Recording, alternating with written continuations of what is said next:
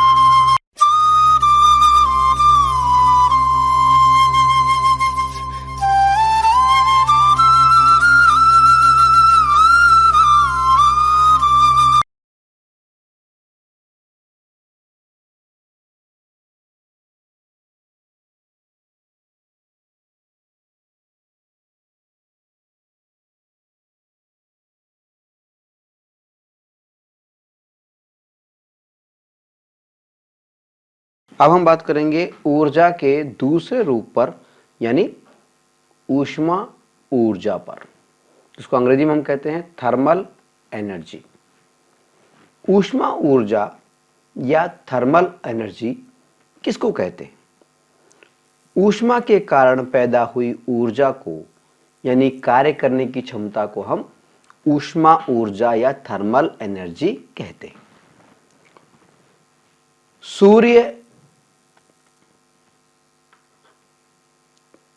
या कोई जलती हुई वस्तु हो, उसमें यही ऊर्जा होती है। कोई भी वस्तु हो, जो ऊष्मा के कारण जो ऊर्जा होती है उसको ऊष्मा ऊर्जा कहते हैं। सूर्य के अंदर भी यही ऊर्जा होती है और कोई भी जलती हुई वस्तु होती है उसके अंदर भी यही ऊर्जा निहित होती है। कोयले की ऊष्मा से जो इंजन चला करते थे, भाप वाले इंजन चला करते थे रेल के, उन इंजनों में भी यही ऊष्मा ऊर्जा का इस्तेमाल होता था। या पेट्रोल से जो गाड़ियां चलती हैं, डीजल पेट्रोल आदि से, ये भी ऊष्मा ऊर्जा का ही एक रूप है। घरों में सर्दियों में जो ठंडे प्रदेश होते हैं उनके अंदर चिमनियां पाई जाती हैं, उनमें आग जलाते रहते हैं ताकि कमरे के अंदर गर्मी बनी रहे। या कोयले या परमाणु द्वारा जो बिजली बनाने के जो कार्य होते हैं उसमें भी इसी ऊर्जा का प्रयोग किया जाता है, ऊष्मा ऊर्जा का प्रयोग किया जाता है। कैसे किया जाता है कि चाहे कोयले से अपन बिजली बनाने की बात करें, चाहे परमाणु से ऊर्जा बनाने की बात करें, बिजली बनाने की बात करें, इसमें होता क्या है कि परमाणु के विघटन से या कोयले को जला करके। पहले पानी को गर्म किया जाता है, एक बॉयलर होता है, इसमें पानी गर्म किया जाता है, उसकी भाप बनाई जाती है और उसकी भाप को विशेष प्रकार के पाइपों के माध्यम से तेजी से छोड़ा जाता है टरबाइन के ऊपर और टरबाइन के जरिए जनरेटर जो है बिजली बनाता है। ठीक है, तो जितनी भी बिजली बनाने के प्रक्रम होते हैं उसमें ऊष्मा ऊर्जा एक महत्वपूर्ण भूमिका निभाती है। ऊष्मा ऊर्जा के बाद में अब हम बात करेंगे रासायनिक ऊर्जा पर। रासायनिक ऊर्जा को अंग्रेजी में हम बोलते हैं केमिकल एनर्जी। किसी वस्तु में मौजूद रसायनों के कारण पैदा हुई ऊर्जा यानी कार्य करने की जो क्षमता है उसको हम रासायनिक ऊर्जा या केमिकल एनर्जी कहते हैं। संसार में बहुत सारी वस्तुएं हैं और प्रत्येक वस्तु में कोई न कोई रसायन होता है, केमिकल होता है और रसायनों के कारण जो ऊर्जा पैदा होती है, कार्य करने की क्षमता पैदा होती है, इस ऊर्जा को हम कहते हैं रासायनिक ऊर्जा या केमिकल एनर्जी। उदाहरण के लिए हम बात करें सभी प्रकार के जो ईंधन होते हैं, चाहे लकड़ी हो, कोयला हो या पेट्रोलियम हो या विद्युत सेल हो या कोई बैटरी हो या हमारा जो भोजन होता है, फल फ्रूट होते हैं, भोजन होते हैं, रसोई गैस जो हमारी होती है, उसमें जो भी एनर्जी होती है वो रासायनिक ऊर्जा के रूप में होती है, केमिकल एनर्जी के रूप में होती है। हम जानते हैं कि पेड़ पौधे जो होते हैं वो सूर्य के प्रकाश में प्रकाश संश्लेषण की क्रिया करते हैं, फोटोसिंथेसिस की क्रिया करते हैं और उसके जरिए सूर्य की जो एनर्जी को अपने अंदर भोजन बनाने के लिए समाहित कर लेते हैं और उसी पेड़ पौधों को फलों के रूप में, अनाज के रूप में हम खाते हैं। तो पेड़ पौधों में और ये फलों में, अनाज में जो ऊर्जा होती है वो भी क्या होती है? रासायनिक ऊर्जा होती है, केमिकल एनर्जी होती है। हमारे सेलों के अंदर जो एनर्जी होती है वो भी हमारी केमिकल एनर्जी होती है। और ईंधन के रूप में जो भी चीज़ें हम इस्तेमाल कर रहे हैं, चाहे वो लकड़ी हो, चाहे वो कोयला हो, चाहे वो पेट्रोलियम हो, उन सब में भी केमिकल एनर्जी होती है, रासायनिक एनर्जी होती है, ऊर्जा होती है। अब यहां एक शब्द आया है ईंधन। ईंधन जिसको हम अंग्रेजी में फ्यूल कहते हैं। अब यह ईंधन या फ्यूल क्या होता है? ईंधन या फ्यूल जो होते हैं वो वे पदार्थ कहे जाते हैं जो कि जलने पर ऊर्जा पैदा करते हैं। वे पदार्थ जो जलने पर ऊर्जा पैदा करते हैं, ऑक्सीजन से संयोग करके जलने पर ऊर्जा पैदा करते हैं, उनको हम ईंधन कहते हैं। उदाहरण के लिए चाहे लकड़ी हो, कोयला हो या पेट्रोलियम हो, ये सब ईंधन कहलाते हैं, फ्यूल कहलाते हैं। ठीक है। इस तरह से विद्युत सेल जो होता है, अगर कोई हमसे पूछे विद्युत सेल के अंदर क्या प्रक्रिया होती है, तो विद्युत सेल के अंदर रासायनिक ऊर्जा होती है और रासायनिक ऊर्जा जो है वो विद्युत ऊर्जा में कन्वर्ट होती है, बदलती है। ठीक है। तो ये तो बात हो गई रासायनिक ऊर्जा की, यानी केमिकल एनर्जी की। रासायनिक ऊर्जा के बाद में अब हम बात करेंगे प्रकाश ऊर्जा पर, यानी लाइट एनर्जी पर। लाइट एनर्जी का मतलब होता है, प्रकाश ऊर्जा का मतलब होता है प्रकाश या लाइट के कारण पैदा हुई ऊर्जा, एनर्जी, कार्य करने की क्षमता। प्रकाश के कारण, लाइट के कारण जो कार्य करने की क्षमता पैदा होती है उसे हम कहते हैं प्रकाश ऊर्जा या लाइट एनर्जी। उदाहरण के लिए सूर्य के अंदर देखें, सूर्य के अंदर प्रकाश होता है और सूर्य के प्रकाश से सोलर एनर्जी बनती है। हम जानते हैं सोलर प्लेट लगाई जाती है, सौर ऊर्जा का इस्तेमाल हम लोग करते हैं। ठीक है। इसी तरह से बल्ब जो है, विद्युत का जो बल्ब होता है, उसमें भी प्रकाश ऊर्जा पैदा होती है। इसी प्रकार से कोई भी लकड़ी को हम जलाते हैं, उससे भी प्रकाश ऊर्जा पैदा होती, चारों तरफ प्रकाश पैदा होता है। तो धूप हुई, बल्ब हुआ आदि से वस्तुओं का जो गर्म होना है, या सोलर सेल से विद्युत आदि का जो बनना है, ये सब प्रकाश ऊर्जा के उदाहरण हैं। प्रकाश से भी हम बिजली बना लेते हैं, सोलर सेल इसका उदाहरण है। ठीक है, तो प्रकाश ऊर्जा मतलब प्रकाश के कारण पैदा हुई ऊर्जा, यानी कार्य करने की क्षमता। प्रकाश ऊर्जा के बाद में अब हम बात करेंगे विद्युत ऊर्जा पर, इलेक्ट्रिकल एनर्जी पर। विद्युत ऊर्जा या इलेक्ट्रिकल एनर्जी किसे कहते हैं? किसी चालक तार में, चालक तार का मतलब होता है कंडक्टर वायर, यानी जिसमें कि कोई चीज गतिमान हो सकती है।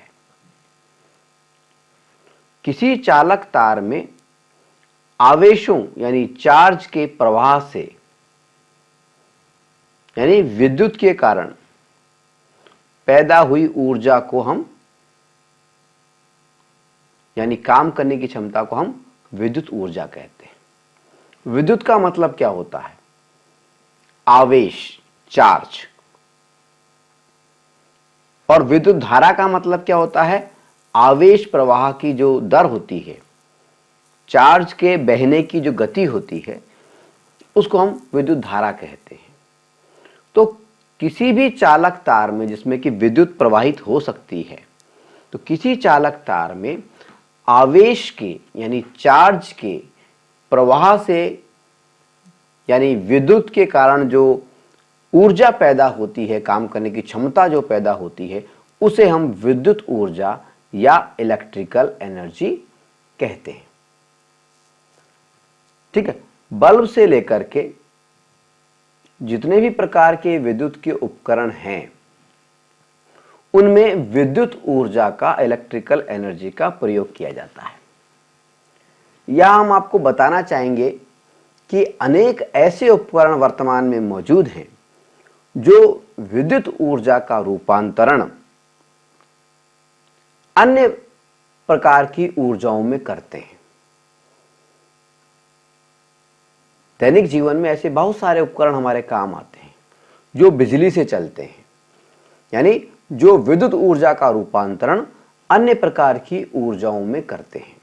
उदाहरण के लिए विद्युत घंटी, बिजली की घंटी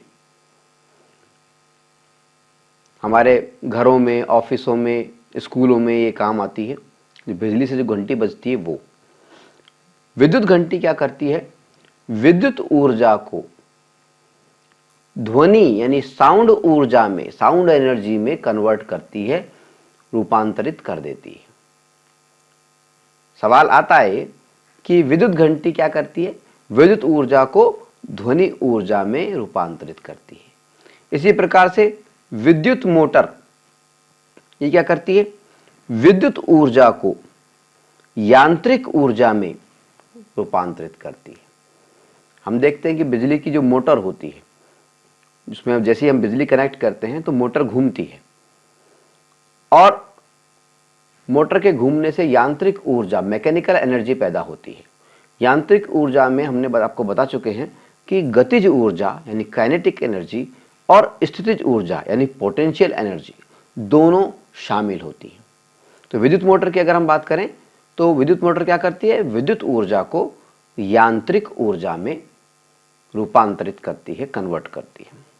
इसी प्रकार से अगर हम बैटरी चार्जर की बात करें, हम मोबाइल को चार्ज करते हैं, तरह तरह की बैटरियों को चार्ज करते हैं, तो हम देखते हैं कि बैटरी चार्जर करता क्या है? वो विद्युत ऊर्जा को रासायनिक ऊर्जा में कन्वर्ट करता है। हमारे मोबाइल में जो बैटरी होती है उसके अंदर रासायनिक ऊर्जा के रूप में विद्युत ऊर्जा को रूपांतरित कर देता है, कन्वर्ट कर देता है। ठीक है, इसी प्रकार से विद्युत पंखे की बात करें या बिजली से चलने वाली ट्रेन की बात करें, तो वो क्या करते हैं? वो भी विद्युत ऊर्जा को यांत्रिक ऊर्जा में, मैकेनिकल एनर्जी में कन्वर्ट करते हैं। तो जब भी सवाल आए कि विद्युत पंखा क्या करता है, तो वो क्या कर रहा है, विद्युत ऊर्जा को यांत्रिक ऊर्जा में कर रहा है, मैकेनिकल एनर्जी में कर रहा है। इसी प्रकार से अगर बिजली से चलने वाली ट्रेन की हम बात करें तो वो भी क्या कर रही है, विद्युत ऊर्जा को यांत्रिक ऊर्जा में कन्वर्ट कर रही है, मैकेनिकल एनर्जी में कन्वर्ट कर रही है। ठीक है। इसी प्रकार से विद्युत चुंबक, विद्युत चुंबक क्या करती है, विद्युत ऊर्जा को चुंबकीय ऊर्जा में कन्वर्ट करती है। ठीक है। इसी प्रकार से विद्युत हीटर, पानी गर्म करने में हीटर काम लेते हैं हम लोग, तो विद्युत हीटर क्या करता है, विद्युत ऊर्जा को यानी बिजली को ऊष्मा व प्रकाश ऊर्जा में कन्वर्ट करता है, रोशनी भी करता है और गर्मी भी पैदा करता है, ऊष्मा भी पैदा करता है। तो विद्युत हीटर क्या करता है, विद्युत ऊर्जा को किस किस में करता है, ऊष्मा ऊर्जा में और प्रकाश ऊर्जा में। इसी प्रकार से विद्युत बल्ब की अगर हम बात करें तो विद्युत बल्ब जो है विद्युत ऊर्जा को प्रकाश व ऊष्मा इन दोनों में कन्वर्ट करता है। तो विद्युत हीटर भी प्रकाश और ऊष्मा में करता है और विद्युत बल्ब भी प्रकाश और ऊष्मा में करता है। फर्क इतना सा है कि विद्युत बल्ब जो है प्रकाश में ज्यादा करता है, ऊष्मा में कम करता है, जबकि विद्युत हीटर जो है विद्युत ऊर्जा को ऊष्मा में ज्यादा तब्दील करता है और प्रकाश में थोड़ा कम करता है। तो कुल मिला के बात यह है कि हम अपने दैनिक जीवन में अनेक प्रकार के उपकरणों का प्रयोग करते हैं जो कि बिजली से चलते हैं, और ये जो बिजली से चलने वाले उपकरण हैं विद्युत ऊर्जा को ऊर्जा के अन्य विभिन्न रूपों में रूपांतरित करते हैं, परिवर्तित करते हैं, कन्वर्ट करते हैं। ठीक है। विद्युत ऊर्जा के बाद में अब हम बात करेंगे चुंबकीय ऊर्जा पर, मैग्नेटिक एनर्जी पर। चुंबकीय ऊर्जा या मैग्नेटिक एनर्जी किसे कहते हैं? चुंबकीय ऊर्जा या मैग्नेटिक एनर्जी का मतलब क्या होता है? चुंबकीय क्षेत्र के कारण पैदा हुई ऊर्जा को यानी कार्य करने की क्षमता को हम चुंबकीय ऊर्जा कहते हैं, मैग्नेटिक एनर्जी कहते हैं। चुंबकीय क्षेत्र यानी मैग्नेटिक फील्ड, मैग्नेटिक फील्ड के कारण, चुंबकीय क्षेत्र के कारण जो ऊर्जा पैदा होती है, कार्य करने की क्षमता पैदा होती है, उसको हम चुंबकीय ऊर्जा या मैग्नेटिक एनर्जी कहते हैं। देखिए चुंबक जो है, आपने कभी देखी होगी चुंबक, हमारे स्पीकर्स में और टीवी के अंदर और विभिन्न तरह के जो उपकरण होते हैं बिजली के, हमारे इलेक्ट्रॉनिक, उन सब में चुंबक का काफ़ी इस्तेमाल होता है। चुंबक क्या होता है? चुंबक एक प्रकार की छड़ होती है और चुंबक में दो सिरे होते हैं, एक को हम साउथ बोलते हैं और एक को हम नॉर्थ बोलते हैं। और चुंबक की खासियत क्या होती है? अगर हम दो चुंबक लें और साउथ को साउथ के साथ में सामने लेके जाएं तो समान जो सिरे होते हैं, समान सिरे को बोलते हैं लाइक, अंग्रेजी में बोलते हैं समान को लाइक, लाइक पोल जो होते हैं, समान जो सिरे होते हैं, यानी इधर से भी एस है चुंबक का और दूसरी चुंबक का भी साउथ वाला पोल है, एस पोल है। ठीक है, उत्तरी ध्रुव है। ठीक है, तो दोनों के उत्तरी ध्रुवों को अगर आमने सामने करेंगे तो ये एक दूसरे को धक्का देते हैं। समान जो ध्रुव होते हैं चुंबक के, वो एक दूसरे को धक्का देते हैं, जबकि असमान जो ध्रुव होते हैं वो एक दूसरे को आपस में खींचते हैं। ठीक है, जैसे कि हम मान लीजिए चुंबक लेते हैं, दो चुंबक हमने ली, एक चुंबक को हमने धागे से लटका दिया, ठीक है, और साउथ पोल को पास में ले गए, तब तो धक्का लगेगा उस पर, और अगर नॉर्थ पोल को पास में ले गए तो पास की ओर खींचेगा। ठीक है, जैसे इस दूसरे चित्र में दिखाया है कि यहाँ पे नॉर्थ पोल है, देखिए एन बना हुआ है, और इस दूसरी चुंबक का भी एन बना हुआ है, तो ये धक्का दे रहा है, दूर हटा रहा है। जबकि इस वाले चित्र के अंदर अगर हम देखें तो यहाँ पे नॉर्थ पोल बना हुआ है और यहाँ पे साउथ पोल बना हुआ है, और ये एक दूसरे को खींच रहे हैं। तो चुंबक के जो समान ध्रुव होते हैं, समान सिरे होते हैं, लाइक पोल होते हैं, वो तो एक दूसरे को धक्का देते हैं, जबकि असमान जो ध्रुव होते हैं वो एक दूसरे को आपस में खींचते हैं। ठीक है, तो चुंबकीय क्षेत्र के कारण जो ऊर्जा पैदा होती है उसको हम कहते हैं चुंबकीय ऊर्जा, मैग्नेटिक एनर्जी। अब मैग्नेटिक एनर्जी का, चुंबकीय एनर्जी का, ऊर्जा का हमारे दैनिक जीवन में कई जगह प्रयोग होता है। जैसे बिजली से चलने वाली जो क्रेन होती हैं उनके अंदर चुंबकीय ऊर्जा का प्रयोग होता है। ठीक है, क्रेन का काम क्या होता है? बड़े बड़े भारी जो सामान होते हैं उनको उठा करके एक स्थान से दूसरे स्थान पर रखना। इसी तरह से एक होता है जनरेटर, जिससे हम बिजली बनाते हैं। नाम सुना होगा आपने, जनरेटर। ठीक है, जनरेटर में क्या होता है कि आपने गांव-गांव में जनरेटर लगता है, प्रोग्राम्स में जनरेटर लगता है। इसका काम है जनरेट करना, बिजली को जनरेट करना। अब जनरेटर बिजली को जनरेट कैसे करता है? तो दरअसल होता क्या है कि जनरेटर जो होता है इसके अंदर एक बहुत बड़ी चुंबक होती है, जैसे कि इस चित्र में दिखाया गया है। ठीक है, और उस चुंबक इस तरह से होती है कि चुंबक के बीच में जो चुंबकीय फील्ड होता है, चुंबकीय क्षेत्र होता है, इस चुंबकीय क्षेत्र के अंदर एक कुंडली बनाई जाती है, एक कॉइल होती है, एक कुंडली होती है तांबे की, तांबे के तार की। और इसको हम हाथ से या किसी भी अन्य चीज से या पेट्रोल की सहायता से इसको हम घुमाते हैं। तो जब किसी चुंबकीय क्षेत्र के अंदर तांबे की, कॉपर की कुंडली यानी कॉइल एक निश्चित गति से गतिमान होती है, घूमती है, तो उस कुंडली से जुड़े हुए जो तार होते हैं उस क्षेत्र के अंदर बिजली पैदा हो जाती है, इलेक्ट्रिसिटी पैदा हो जाती है। ठीक है, बल्ब जलने लग जाता है और यही बिजली बनाने का सिद्धांत होता है। तो जनरेटर में कुछ नहीं होता, अंदर एक चुंबक होती है, चुंबक के अंदर एक तांबे की एक कुंडली या कॉइल होती है और उसको, कॉइल को घुमाने के लिए एक हैंडल होता है। बाहर से हम इसको घुमाते हैं, घुमाने के बाद में अगर वो पेट्रोल का या डीजल का इस्तेमाल हो रहा है उस जनरेटर के अंदर तो उसकी मदद से वो घूमता है और बिजली बन जाती है। अगर हम जैसे बांधों में हम टरबाइन घुमाते हैं तो बांध का पानी जब इस टरबाइन पे गिरता है तो ये कुंडली घूमती है और बिजली बन जाती है। भाप की मदद से कोयले से पानी को गर्म करते हैं और तीव्र भाप पैदा करते हैं और भाप के प्रेशर से जब हम इस कुंडली को घुमाते हैं तो बिजली पैदा हो जाती है। तो कुल मिलाकर के बिजली निर्माण का जो कॉन्सेप्ट है, बिजली बनाने का जो कॉन्सेप्ट है, उसमें चुंबकीय ऊर्जा का प्रयोग होता है। जनरेटर चुंबक के कारण ही बिजली बना पाता है, क्योंकि एक वैज्ञानिक थे माइकल फैराडे, उन्होंने एक प्रयोग किया था। पहले उनको मालूम नहीं था कि भाई बिजली ऐसे बन सकती है।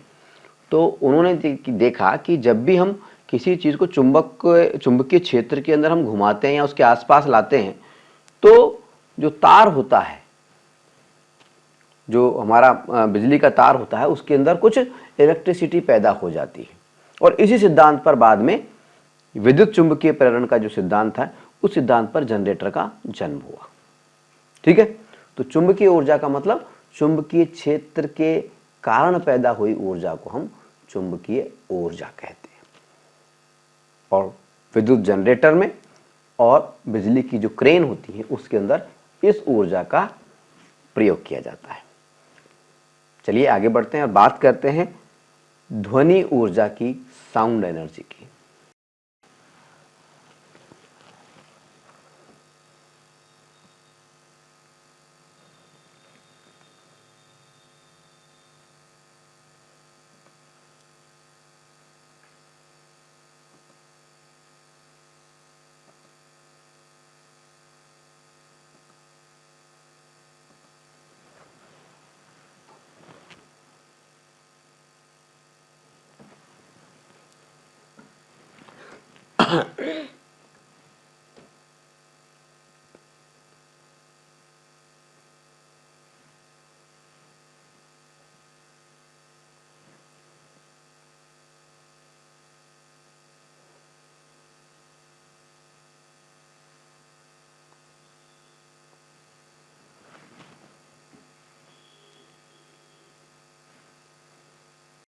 सवाल उठता है कि ध्वनि ऊर्जा या साउंड एनर्जी का मतलब क्या होता है। देखिए, ध्वनि के कारण, साउंड के कारण जो ऊर्जा पैदा होती है उसको हम ध्वनि ऊर्जा या साउंड एनर्जी कहते हैं। और ध्वनि क्या चीज है, ध्वनि क्यों पैदा होती है? ध्वनि पैदा होती है कंपन के कारण, वाइब्रेशन के कारण। किसी भी वस्तु के अंदर जब कंपन पैदा होता है, वाइब्रेशन पैदा होता है, तो ध्वनि का जन्म होता है। और इस ध्वनि के कारण जो ऊर्जा पैदा होती है उसको हम कहते हैं ध्वनि ऊर्जा या साउंड एनर्जी। संगीत के तरह तरह के जो उपकरण होते हैं, यंत्र होते हैं, म्यूजिकल इंस्ट्रूमेंट्स होते हैं, चाहे वो सितार हो, चाहे वो गिटार हो, चाहे वो ढोलक हो, किसी प्रकार का कोई यंत्र हो, इन यंत्रों से के कंपन से जो ऊर्जा पैदा होती है, इन यंत्रों के कंपन से ध्वनि पैदा होती है। और उस ध्वनि से जो ऊर्जा पैदा होती है उसी को हम ध्वनि ऊर्जा कहते हैं। हमने देखा होगा कि धमाका होने पर कांच टूट जाते हैं। जब भी ध्वनि फैलती है, कंपन, हवा में कंपन पैदा होते हैं। देखिए, जैसे इस चित्र में दिखाया गया कि कुत्ता जब भौंक रहा है तो आसपास जो उसकी हवा है उसमें वाइब्रेशन पैदा हो गए, कंपन पैदा हो गए, और ये कंपन आगे बढ़ते हैं और आगे बढ़ कर के हमारे कान में जाते हैं या किसी वस्तु को टकराते हैं। ठीक है, तो कंपनों के कारण जो एनर्जी पैदा होती है इसको हम ध्वनि ऊर्जा कहते हैं, साउंड एनर्जी कहते हैं। अब साउंड एनर्जी में साउंड वेव्स होती हैं। और अगर हम बात करें, देखिए, एक तो होता है लाउड स्पीकर, ये देखो चित्र है, लाउड स्पीकर। और ये जो होता है माइक, जिसको हम शॉर्ट में माइक बोलते हैं, वैसे माइक्रोफोन बोलते हैं इसको। तो माइक्रोफोन हो, चाहे लाउड स्पीकर हो, चाहे हमारे संगीत के कोई भी इंस्ट्रूमेंट हो, कोई भी उपकरण हो, इन सब के अंदर किस ऊर्जा का प्रयोग होता है? ध्वनि ऊर्जा का। ये ध्वनि ऊर्जा पैदा करते हैं, साउंड एनर्जी पैदा करते हैं। ठीक है, अब साउंड के बारे में तो आगे और बताएंगे, अगले लेसन में आएगा आपके। फिलहाल इतना ही है कि ध्वनि के कारण, कंपन के कारण जो ऊर्जा पैदा होती है उसको हम ध्वनि ऊर्जा कहते हैं, साउंड एनर्जी कहते हैं। और माइक्रोफोन हो या लाउड स्पीकर हो या संगीत का कोई भी वाद्य यंत्र हो, इन सब को अंदर जो ऊर्जा होती है वो ध्वनि ऊर्जा होती है, साउंड एनर्जी होती है। चलिए आगे बढ़ते हैं और बात करते हैं परमाणु ऊर्जा की, जिसको हम नाभिकीय ऊर्जा भी कहते हैं, न्यूक्लियर एनर्जी या एटॉमिक एनर्जी भी कहते हैं। परमाणु के नाभिक के विखंडन या उसके संलयन। विखंडन का मतलब होता है, ये परमाणु का नाभिक है, इसका दो भागों में या दो से अधिक भागों में टूटना। विखंडन यानी दो खंडों में विखंडित होना, टूटना। तो नाभिक के, परमाणु के नाभिक के विखंडन यानी टूटने से, या संलयन, संलयन यानी वापस से जुड़ने से, संलयन वापस से जुड़ना, टूटे हुए भागों का वापस से जुड़ना।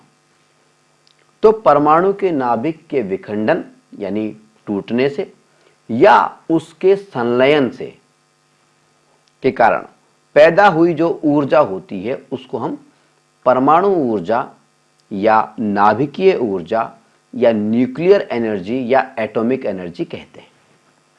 ठीक है, यानी कुल मिला के बात है कि परमाणु ऊर्जा जो होती है, नाभिकीय ऊर्जा जो होती है, न्यूक्लियर एनर्जी या एटॉमिक एनर्जी जो होती है, वो दो तरह से बनती है। या तो परमाणु के नाभिक के विखंडन से या परमाणु के नाभिक के संलयन से, आपस में जुड़ने से। ठीक है, ठीक है। अब देखिए, परमाणु जो रिएक्टर होता है, भट्टी जो होती है, इस तरह के आपने कई जगह देखे होंगे चित्र, ये परमाणु भट्टी है, परमाणु भट्टी है। यहां पर परमाणु के नाभिक को तोड़ा जाता है, विखंडित किया जाता है। तो परमाणु भट्टी के अंदर जो ऊर्जा होती है वो नाभिकीय ऊर्जा होती है। और नाभिकीय ऊर्जा कैसे बनती है परमाणु भट्टी के अंदर? वो नाभिक के विखंडन से बनती है। उसके टूटने से बनती है। जबकि अगर हम सूर्य की बात करें, सूर्य के अंदर जो गर्मी है, सूर्य की जो एनर्जी है, वो भी परमाणु के कारण है, नाभिकीय ऊर्जा है, न्यूक्लियर एनर्जी है। लेकिन ये जो सूर्य की जो ऊर्जा है, ये परमाणु के विखंडन से नहीं, परमाणु के नाभिक के संलयन से बनी है, आपस में जुड़ने से बनी। तो अगर कोई हमसे पूछे सूर्य की ऊर्जा का स्रोत क्या है, तो उसको हम बोलेंगे नाभिकीय संलयन। ठीक है, दोनों ही नाभिकीय ऊर्जा के रूप हैं ये। ठीक है, अब नाभिकीय भट्टी में नाभिक के विखंडन के कारण ऊर्जा पैदा होती है, जबकि सूर्य के अंदर नाभिकीय संलयन के कारण ऊर्जा पैदा होती है, और नाभिकीय ऊर्जा से बिजली बनाई जाती है। जब भी परमाणु को तोड़ा जाता है या परमाणु को आपस में जोड़ा जाता है, तो भारी मात्रा में एनर्जी पैदा होती है। आपने देखा होगा, सुना होगा कि अमेरिका ने एक बम छोड़ा था जापान पर एक समय पे, परमाणु बम। भीषण विनाश हुआ उससे, काफी एनर्जी रिलीज हुई। तो परमाणु जो ऊर्जा है, परमाणु के विखंडन से या उसके संलयन से पैदा होती है, और इसके जरिए, इस एनर्जी के जरिए हम आजकल इसका पॉजिटिव उपयोग करते हैं। बम बनाने के लिए तो करते ही करते हैं, लेकिन इसका एक पॉजिटिव उपयोग भी है कि नाभिकीय ऊर्जा के माध्यम से हम बिजली बना सकते हैं। बिजली कैसे बनाते हैं? जहाँ भी नाभिकीय विखंडन हम करते हैं, वहाँ बहुत ज़्यादा ऊर्जा पैदा होती है, हम जानते हैं। इस ऊर्जा के माध्यम से हम पानी को बहुत ज़्यादा गर्म करते हैं, बॉयलर के अंदर, और उसके अंदर जो पाइप जुड़े हुए होते हैं, उनसे जब भाप बन जाती है, तो उस भाप के प्रेशर से हम टरबाइन चलाते हैं, जनरेटर चलाते हैं। टरबाइन से जुड़ा हुआ जनरेटर होता है, वो घूमता है, और उसके जनरेटर के घूमने से चुंबकीय क्षेत्र के अंदर जब तांबे की, कॉपर की कुंडली यानी कॉइल घूमती है तेजी से, तो बिजली पैदा हो जाती है और हमारी बिजली इकट्ठी हो जाती है। ठीक है, तो चलिए, ये बात तो हो गई हमारी नाभिकीय विखंडन की।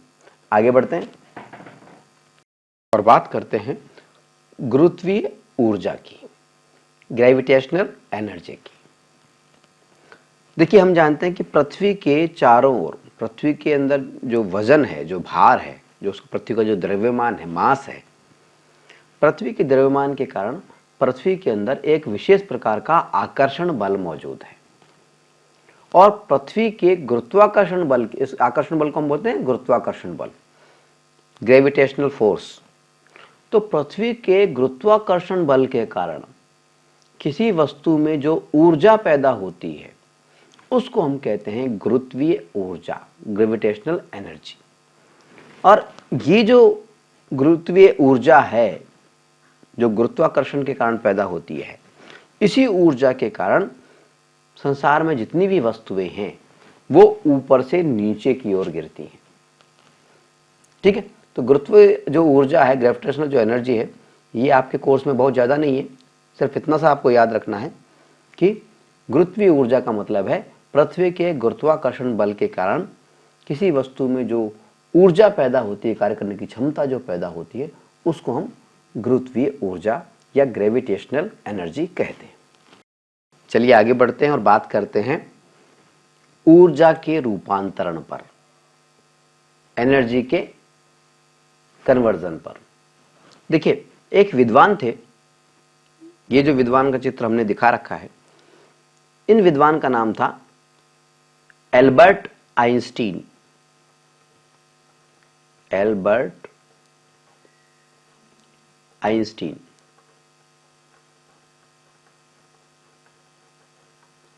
आपने नाम सुना होगा, इनका नाम है एल्बर्ट आइंस्टीन। ये जो एल्बर्ट आइंस्टीन थे, इनका जन्म जर्मनी में हुआ था, जर्मनी के वैज्ञानिक थे।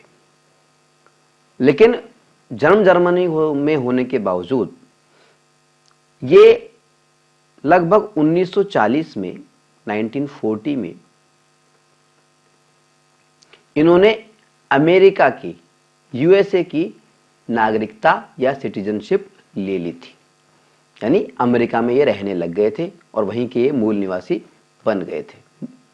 ठीक है, जन्म जर्मनी में हुआ था लेकिन रहने लगे थे अमेरिका के अंदर। और ये जो वैज्ञानिक थे एल्बर्ट आइंस्टीन, इन्होंने एक सिद्धांत दिया था ऊर्जा संरक्षण का नियम। क्या सिद्धांत दिया था? ऊर्जा संरक्षण का नियम।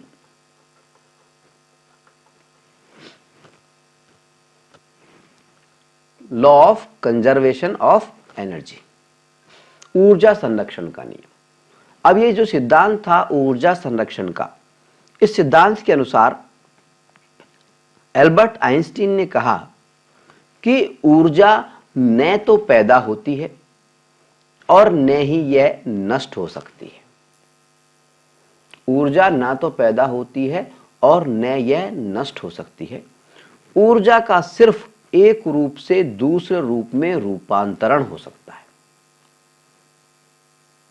ठीक, अभी कुछ देर पहले हमने आपको यह भी बताया था कि जिस मात्रा में कार्य किया जाता है उसी मात्रा में दूसरी वस्तु में ऊर्जा यानी कार्य करने की क्षमता ट्रांसफर हो जाती है, और ये ऊर्जा जो ट्रांसफर होती है ये पुनः उसी मात्रा में कार्य में बदल जाती है। यानी ये कोई वस्तु है, इस वस्तु में ऊर्जा थी, इसने पास वाली वस्तु पे टक्कर मारी तो ये ऊर्जा इसमें चले गई। अब इसके अंदर जो ऊर्जा थी वो उतनी की उतनी ऊर्जा अब इसमें आ गई है, तो अब ये जब टक्कर मारेगी तो फिर इसमें ट्रांसफर हो जाएगी। इस तरह से आइंस्टीन ने ये कहा कि ऊर्जा ना तो नष्ट होती है और ना ही वो पैदा की जा सकती है, वो एक रूप से दूसरे रूप में रूपांतरित होती रहती है। जैसे अगर हम ऐतिहासिक बात करें, आध्यात्म के दृष्टिकोण से बात करें, तो हमारा एक महान ग्रंथ है महाभारत, और महाभारत का एक अंश है गीता। इसमें लिखा गया है कि आत्मा न मरती है और ना ही पैदा होती है, वो एक रूप से दूसरे रूप में परिवर्तित होती रहती है। इसी तरह से आइंस्टीन ने कहा कि ऊर्जा न तो नष्ट होती है ना पैदा होती है, वो एक रूप से दूसरे रूप में कन्वर्ट होती रहती है। ठीक है, अब देखिए ऊर्जा के रूपांतरण के यानी ऊर्जा के एक रूप से दूसरे रूप में बदलने के अनेक उदाहरण हमारे दैनिक जीवन में दिखाई देते हैं। जैसे पेट्रोल, डीजल या गैस से चलने वाले वाहनों और मशीनों में रासायनिक ऊर्जा का, जो कि पेट्रोल वगैरह में होती है, का रूपांतरण यांत्रिक ऊर्जा में यानी मैकेनिकल ऊर्जा में होता है। हम जानते हैं कि जब भी हम कार चलाते हैं या बाइक चलाते हैं या अगर हम किसान हैं तो हम जब डीजल पंप का इस्तेमाल करते हैं तो हम पहले वाहन में या जो भी अपनी मशीन है उसमें डीजल डालते हैं। उसके बाद में जब वो जलता है डीजल तो एक एनर्जी पैदा होती है और वो वाहन गति करता है या पंप घूमने लगता है। इसको कहते हैं यांत्रिक ऊर्जा, मैकेनिकल एनर्जी। ठीक है, तो पहला उदाहरण पेट्रोल, डीजल या गैस से चलने वाले वाहनों व मशीनों में रासायनिक ऊर्जा का रूपांतरण किसमें होता है? यांत्रिक ऊर्जा में, मैकेनिकल एनर्जी में। ठीक है, इसी तरह से सोलर सेल के अंदर, सोलर सेल जो होते हैं उसके अंदर क्या होता है? प्रकाश ऊर्जा का, सूर्य का जो प्रकाश होता है उसके, सूर्य के प्रकाश की जो ऊर्जा है उसका रूपांतरण किसमें होता है? विद्युत ऊर्जा में होता है। आपने कई जगह इस तरह के पैनल लगे हुए देखे होंगे। आजकल गांव में भी लाइट, सोलर लाइट लगाई जाती है, सौर ऊर्जा की लाइट लगाई जाती है। तो सोलर लाइट में क्या होता है? सूर्य का जो प्रकाश की जो ऊर्जा होती है उसका रूपांतरण किसमें होता है? विद्युत ऊर्जा में होता है। इसी प्रकार से जो विद्युत सेल होता है हमारा, जो हम टॉर्च में इस्तेमाल करते हैं, रेडियो में इस्तेमाल करते हैं, रिमोट में इस्तेमाल करते हैं, जगह जगह इस्तेमाल करते हैं, तो ये जो विद्युत सेल होता है उसमें भी ऊर्जा का रूपांतरण होता है। कैसे होता है? विद्युत सेल के अंदर रासायनिक ऊर्जा पाई जाती है और ये रासायनिक ऊर्जा इसका रूपांतरण होता है विद्युत ऊर्जा के अंदर। ठीक है, इसी प्रकार से माइक्रोफोन जो होता है, माइक जो होता है, इसमें ध्वनि तरंगों का यानी ध्वनि ऊर्जा, साउंड एनर्जी जो होती है, उसका रूपांतरण होता है विद्युत ऊर्जा में। याद रखने वाली बात है। अगर माइक्रोफोन के अंदर पूछे हमसे कोई कि माइक्रोफोन में कौन सी ऊर्जा का रूपांतरण किस ऊर्जा में होता है, तो हमारा जवाब होगा ध्वनि ऊर्जा का रूपांतरण विद्युत ऊर्जा में होता है। ठीक है, इसी प्रकार से हम बात करें लाउड स्पीकर की, तो लाउड स्पीकर में विद्युत ऊर्जा का रूपांतरण पहले दो तरह से होता है। विद्युत ऊर्जा का रूपांतरण लाउड स्पीकर में पहले तो कंपन में होता है, यानी यांत्रिक ऊर्जा में होता है, कंपन पैदा होते हैं, और उसके बाद में अंततः लास्ट में ध्वनि ऊर्जा में रूपांतरण हो जाता है। ठीक है, तो लाउड स्पीकर में दो तरह से होता है। पहले हम बिजली उसके अंदर लगाते हैं, कनेक्ट करते हैं। बिजली कनेक्ट करने पर लाउड स्पीकर में जो कुंडली होती है, कॉइल जो होती है, उसमें कंपन पैदा होता है, और कंपन पैदा होने के बाद में ध्वनि पैदा होती है। यानी लाउड स्पीकर की अगर बात करें तो वो विद्युत ऊर्जा को ध्वनि ऊर्जा में परिवर्तित करता है, रूपांतरित करता है। इसी तरह से यदि हम बात करें नाभिकीय भट्टी की, तो नाभिकीय भट्टी जो होती है, जो एटॉमिक रिएक्टर्स जो होते हैं, उनके अंदर परमाणु ऊर्जा से का रूपांतरण पहले ऊष्मा ऊर्जा में होता है और बाद में उससे विद्युत ऊर्जा बनाई जाती है। तो परमाणु रिएक्टर में हमने आपको थोड़ी देर पहले ही बताया था आपको कि परमाणु भट्टी में क्या होता है, परमाणु का विखंडन किया जाता है और उससे जो एनर्जी पैदा होती है, ऊष्मा जो पैदा होती है, उससे पानी की भाप बनाई जाती है और उस भाप से जनरेटर के टरबाइन को घुमाया जाता है और टरबाइन से जनरेटर जुड़ा हुआ होता है और उससे विद्युत ऊर्जा बनती है। तो नाभिकीय भट्टी में अगर हमसे कोई पूछे तो परमाणु ऊर्जा का रूपांतरण पहले ऊष्मा ऊर्जा में होता है और बाद में विद्युत ऊर्जा में होता है। ठीक है, इसी तरह से अगर हम जनरेटर की बात करें, बार बार में जनरेटर आ रहा है, जिसको हम डायनोमो भी कहते हैं और विद्युत जनित्र भी कहते हैं। जनरेटर को हम डायनोमा भी कह देते हैं, विद्युत जनित्र भी कह देते हैं। डायनोमा, विद्युत जनित्र या जनरेटर, इसमें क्या होता है, चुंबकीय ऊर्जा का रूपांतरण विद्युत ऊर्जा में होता है। थोड़ी देर पहले भी हमने आपको बताया था कि जनरेटर में क्या होता है, चुंबकीय ऊर्जा का रूपांतरण विद्युत ऊर्जा में होता है। ठीक है, इसी प्रकार से हम आपको बताना चाहेंगे कि बांध के पानी को तेजी से गिरा करके या पवन चक्की के टरबाइन को पवन की शक्ति से घुमा करके जनरेटर के द्वारा बिजली बनाने में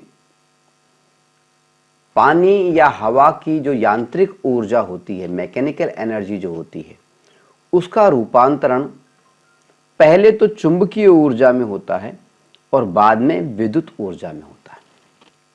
कैसे होता है, देखिए बांध के पानी की अगर हम बात करें तो बांध का पानी है, ये पानी है, तो बांध का जो पानी है जो स्थिर है, इसके अंदर क्या होती है, स्थितिज ऊर्जा होती है, पोटेंशियल एनर्जी होती है, पोटेंशियल एनर्जी, पीई, स्थितिज ऊर्जा। ठीक है, और ये बांध का गेट है, गेट को जब हम खोलते हैं तो पानी बहता है, तो बहते हुए पानी में कौन सी एनर्जी होती है, गतिज ऊर्जा, जिसको हम बोलते हैं काइनेटिक एनर्जी, के ई इसको हम लिख देते हैं। ठीक है, और पोटेंशियल एनर्जी यानी स्थितिज ऊर्जा और काइनेटिक एनर्जी यानी गतिज ऊर्जा, ये दोनों मिलकर के क्या बन जाती हैं, इसको हम कहते हैं mechanical energy, ME, mechanical energy. और इस मैकेनिकल एनर्जी के जरिए ही टरबाइन घूमता है, बड़े बड़े पंखे लगे हुए होते हैं, वो घूमने लगते हैं और इन टरबाइन से एक शाफ्ट या एक रॉड जुड़ी हुई होती है जो कि जनरेटर के अंदर जो चुंबक लगी हुई होती है, उनके बीच में जो तांबे की जो कॉइल होती है, कुंडली होती है, उसको घुमाती है जोर जोर से। और जब ये चुंबकीय क्षेत्र के अंदर तांबे की कुंडली या कॉइल तेजी से घूमती है तो जनरेटर से क्या बन जाती है, बिजली बन जाती है, और ये बिजली हमारे घरों में आती रहती है। इस तरह से बिजली बनती है। तो इसमें क्या हुआ, ये तरीका होता है पवन चक्की का। पवन चक्की का हवा चलती है, हवा टकराती है, टरबाइन घूमता है, और टरबाइन से जुड़ा हुआ जनरेटर के अंदर कुंडली घूमती है और उससे बिजली बनती है। तो बांध के पानी को तेजी से गिरा करके या पवन चक्की के टरबाइन को पवन की शक्ति से घुमा करके जनरेटर के द्वारा जो बिजली बनाई जाती है, तो जनरेटर के द्वारा जो बिजली बनाई जाती है उसके अंदर हवा या पानी जो भी है उसकी यांत्रिक ऊर्जा जो होती है, मैकेनिकल एनर्जी जो होती है, उसका रूपांतरण सबसे पहले तो चुंबकीय ऊर्जा में होता है, और उसके बाद में लास्ट में अल्टीमेटली क्या बनती है, विद्युत ऊर्जा बनती है। तो अगर बांध की हम बात करें तो उसमें रूपांतरण किस किस में होगा, यांत्रिक ऊर्जा का रूपांतरण किस में हो रहा है, चुंबकीय ऊर्जा में और विद्युत ऊर्जा में। इसी प्रकार से पवन चक्की की अगर हम बात करें तो पवन चक्की या विंड मिल जो होती है उसके अंदर भी क्या हो रहा है, यांत्रिक ऊर्जा का रूपांतरण पहले चुंबकीय ऊर्जा में हो रहा है और अंततः अल्टीमेटली विद्युत ऊर्जा में हो रहा है। यह हम आपको एक बार फिर से बताना चाहेंगे, याद दिलाना चाहेंगे कि यांत्रिक ऊर्जा या मैकेनिकल एनर्जी जो होती है उसके अंदर दो प्रकार की ऊर्जा शामिल होती है, गतिज ऊर्जा यानी काइनेटिक एनर्जी और स्थितिज ऊर्जा यानी पोटेंशियल एनर्जी। गतिज ऊर्जा का मतलब होता है किसी वस्तु में उसकी गति के कारण जो एनर्जी पैदा हुई है वो गतिज ऊर्जा है, काइनेटिक एनर्जी है। और अगर किसी वस्तु के अंदर किसी खास स्थिति की वजह से या खास पोजीशन की वजह से, खास आकृति की वजह से कोई ऊर्जा पैदा हुई है तो उसको हम कहते हैं स्थितिज ऊर्जा या पोटेंशियल एनर्जी। गतिज ऊर्जा काइनेटिक एनर्जी और स्थितिज ऊर्जा पोटेंशियल एनर्जी दोनों मिलकर के यांत्रिक ऊर्जा या मैकेनिकल एनर्जी कहलाती है।